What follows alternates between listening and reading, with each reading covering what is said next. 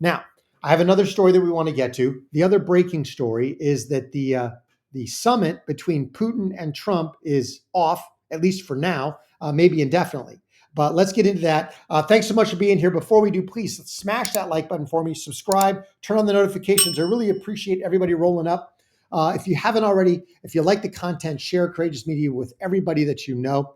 I wanted to get into this story because remember, we were supposed to have a Trump-Putin summit in about 2 weeks in Budapest, but that looks like it is not going to happen, at least not anytime soon. Check this out as Trump was meeting with the NATO commander in the White House.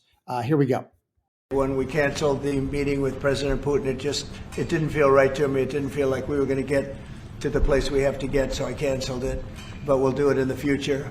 But next week we'll be with many of you in those locations that I told you. Then it's back to Washington. So Trump's meeting with Putin is currently off.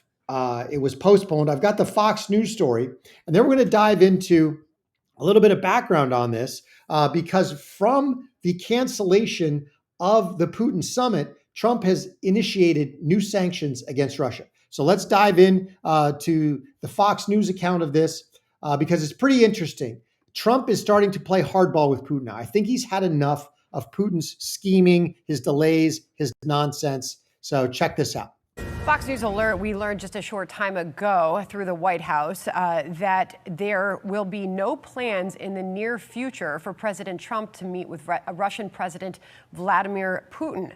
This fresh off of a meeting and a productive call, it was described, between Secretary Rubio and Foreign Minister Lavrov. Brent Sadler is joining us now, a retired Navy captain, former Pentagon official, and senior fellow at the Heritage Foundation. Thank you very much for joining us, Brent.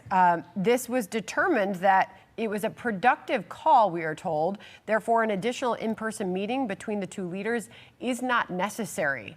What is your reaction to that?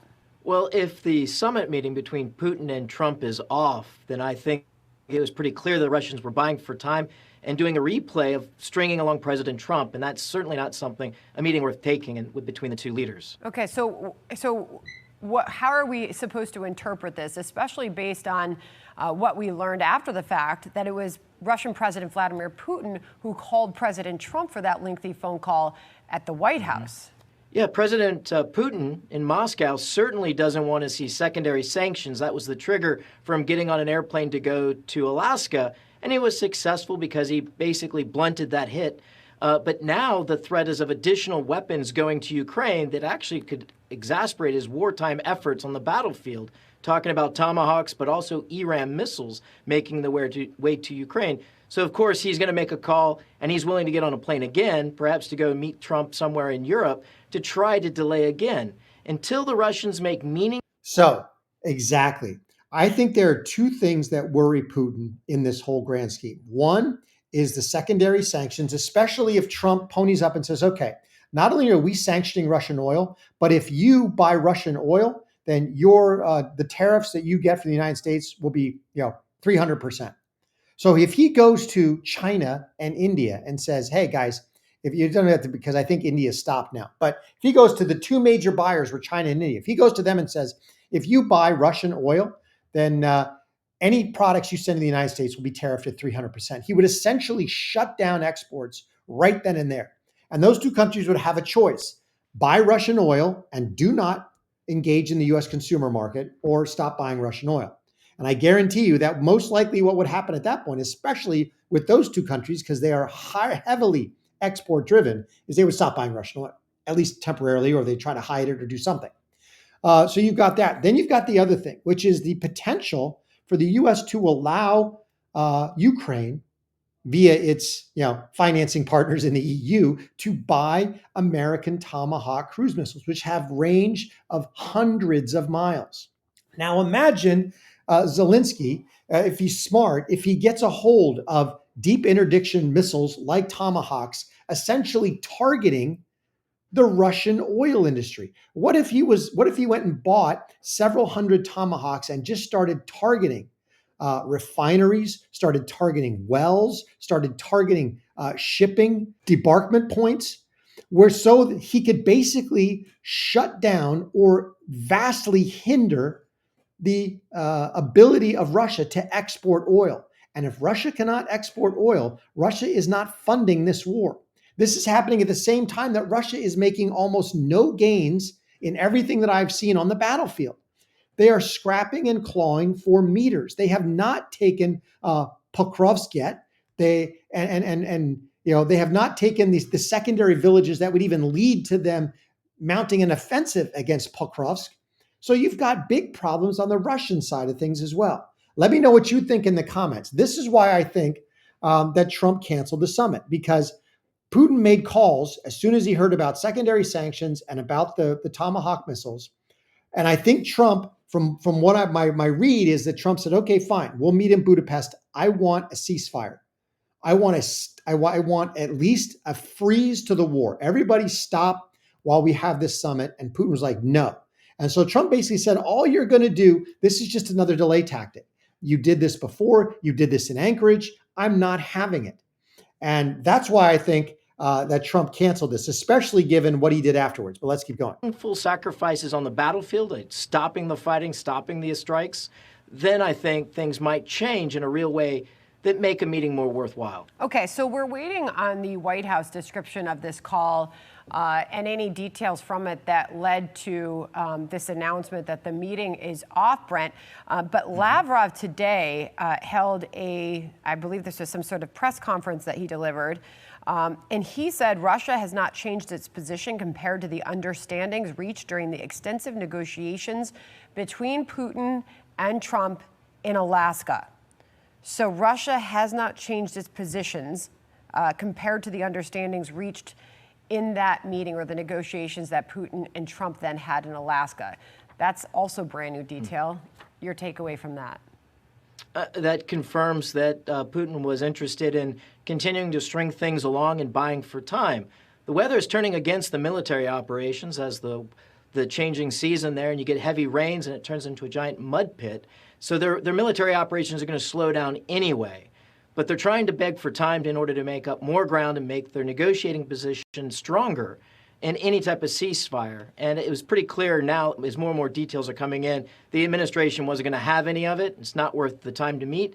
But until economic sanctions on the benefactors to Moscow, like China and India, they're not going to see much pressure or compellence to get Putin to the table. Well, there. Exactly.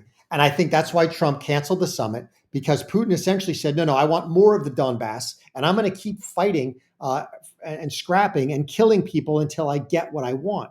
And Trump's basically said no. And the reason I believe we know he said no is this next video where Trump actually takes it a step further. Check this out. Americans are dealing with high grocery prices, a frozen housing market, and a government that is shut down with no end in sight. It's a legitimate question, but I actually think you need to turn this on its head, which is what Donald Trump is very, very good at. So right now you have a bunch of countries in Asia and Europe and elsewhere that are spending money buying Russian gas. If they continue buying Russian oil, they are funding that part of the war. What you really need to make sure they are not doing is funding the war. If Russia doesn't have the money anymore, then they cannot continue the war. If he wants to work with NATO, if any of the NATO countries are buying that oil, that needs to stop right now. And that is one of the quickest, easiest ways to stop this war. So expanding trade and U.S. involvement in exporting oil will also create more jobs here at home and solve some of those economic problems you are talking about. Especially if we continue to bring down gas prices, we can make life easier for Americans, especially if we have foreign customers.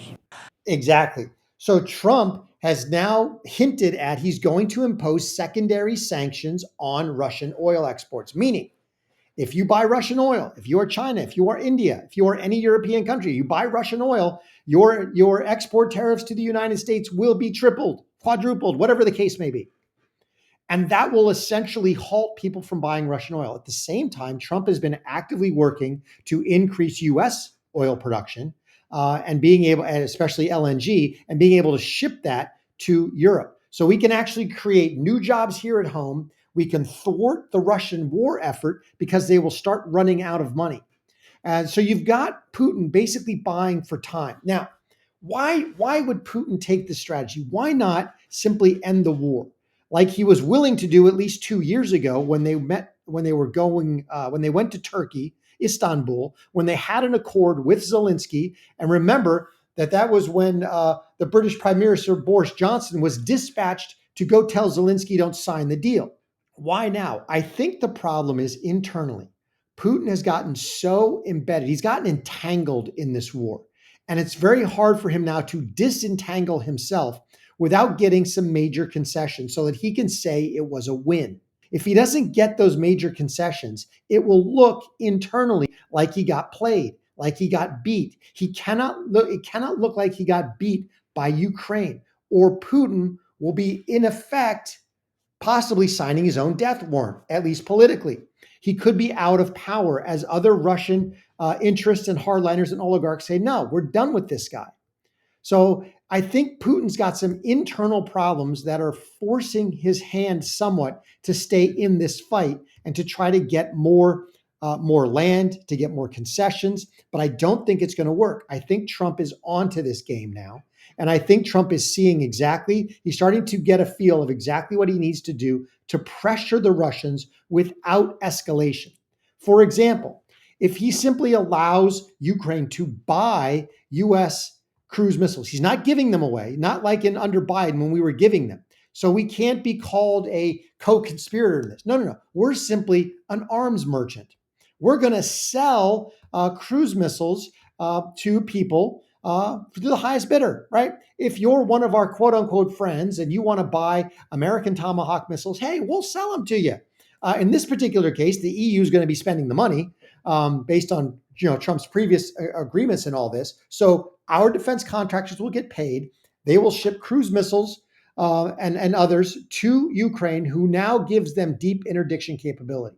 At the same time, Trump, if he secondary sanctions China and India, specifically those are the two biggest, with secondary sanctions on Russian oil to prevent them from buying Russian oil, you can effectively start shutting down the Russian economy. Let me know what you think in the comments. Thanks so much for being here. You guys are awesome. This is absolutely crazy. Crazy what's going on. Remember, please smash that like button, subscribe, turn on the notifications if you haven't already. Also, go over to Chris Highland, The Chris Highland Show. Check out some of our faith-based apologetics videos. We've got a couple more posted up there. Would love to see you over there as well. Remember that God is good and he is sovereign. It'll all be good in the end. Like, comment, subscribe, and please remember to share Courageous Media with everybody that you know. Till I catch you next time.